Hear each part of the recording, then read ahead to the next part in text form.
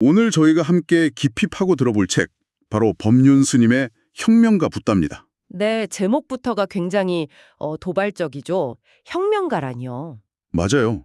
사실 우리가 붓다 하면 보통 떠올리는 이미지가 있잖아요. 굉장히 온화하고 그런 성인의 모습이요. 그렇죠. 인자한 미소 같은 거요. 그런데 이 책은 그를 체제 전복을 꿈꾼 위험인물로 딱 규정하더라고요.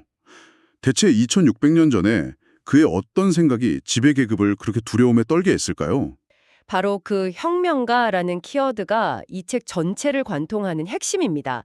붓다의 가르침이 단순한 마음 수련이 아니었던 거죠. 아, 마음 수련이 아니었다. 네, 당시 사회의 근간이었던 신분제도를 정말 뿌리부터 뒤흔드는 아주 급진적인 선언이었던 겁니다. 그 시작점부터 한번 따라가 보시죠. 제가 이 책을 읽으면서 가장 무릎을 탁 쳤던 부분이 바로 그 시작점이었어요. 어떤 부분이셨어요? 오늘날 우리가 물질적으로는 정말 엄청나게 풍요로워졌잖아요. 책에 보니까 한국의 1인당 GDP가 1960년대에 비해서 360배가 늘었다고 하던데, 360배요. 어마어마하네요. 그런데 솔직히 우리가 360배 더 행복해진 것 같지는 않거든요. 근데 이게 놀랍게도 2600년 전 한 왕자의 고민과 정확히 같다는 거잖아요. 바로 그 지점입니다. 시타르타는 부족한 게 하나도 없는 왕자였죠. 네, 모든 걸 다 가졌죠. 그의 고뇌는 결핍이 아니라 과잉에서 온 거거든요. 뭐랄까, 넷플릭스에 볼 게 너무 많아서 뭘 봐야 할지 괴로운 딱 우리들의 고민과 본질이 같았던 겁니다. 아, 그 비유가 정말 확 와닿네요. 풍요의 저주? 네, 외부의 신에게 복을 빌어서 해결될 문제가 아니었던 거예요. 오직 스스로 답을 찾아야만 하는 거요. 맞습니다. 처음으로 궁잠밖에 진짜 현실을 마주한 거죠. 네, 그는 처음으로 자신의 안락함이 누군가의 끔찍한 고통 위에 세워져 있다는 사실을 목격합니다. 그 묘사가 생생하더라고요. 네, 뼈만 앙상한 농부들, 당시 인구의 90%가 노예 계급이었으니까요. 또 채찍질에 눈물 흘리는 소, 쟁기질에 갈려 나온 벌레를 새가 쪼아먹는 그 장면까지. 거대한 먹이사슬처럼 모든 게 얽혀 있는 걸 본 거죠. 단순히 불쌍하다는 감정을 넘어서 세상의 구조 자체에 대한 근본적인 회의가 시작된 거군요. 내 행복이 누군가의 희생 위에 있구나 하는 깨달음. 그렇죠. 그래서 그는 인류 역사상 가장 위대한 질문 중 하나를 던집니다. 왜 하나가 살기 위해 다른 하나는 희생되어야 하는가? 모두가 함께 행복할 수는 없는가? 네.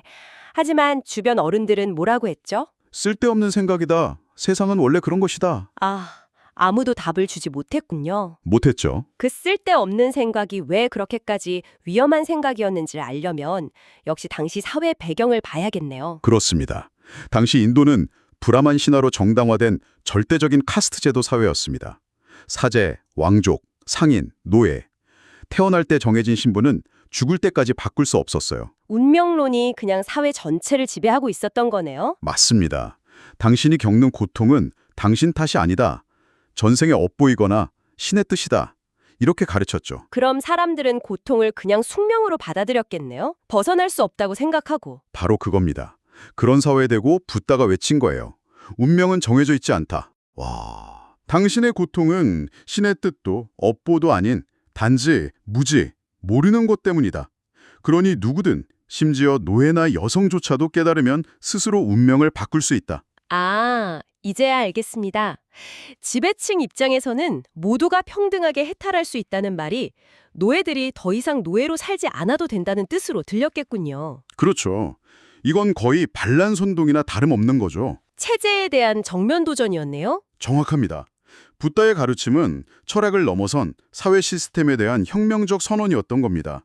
기득권층이 그를 얼마나 두려워했겠습니까? 이 책은 결국 붓다를 어떤 신적인 존재가 아니라 불평등한 세상의 모순 앞에서 고뇌하고 답을 찾으려고 모든 걸 버렸던 한 인간으로 다시 보게 만드네요. 그는 모두가 쓸데없는 생각이라며 외면했던 그 질문을 평생 붙들고 나아갔던 거죠. 네. 어쩌면 이 책이 우리에게 주는 가장 큰 울림은 당신이 지금 느끼는 그 막연한 불안과 고뇌의 해답 역시 외부가 아니라 바로 그 쓸데없는 생각처럼 보이는 내면의 질문에서 시작될 수 있다는 것 아닐까요? 오늘 우리 시대에 너무나 당연하게 여겨지는 것들에 대해서 우리가 혹시 가장 중요한 질문을 놓치고 있는 건 아닐지 돌아보게 됩니다. 혹시 당신도 마음속에 이런 고민은 해서 뭐해? 라며 덮어두었던 질문이 있나요? 이 책은 바로 그 쓸데없는 생각을 다시 한번 용기 내어 품어보라고 권하고 있습니다.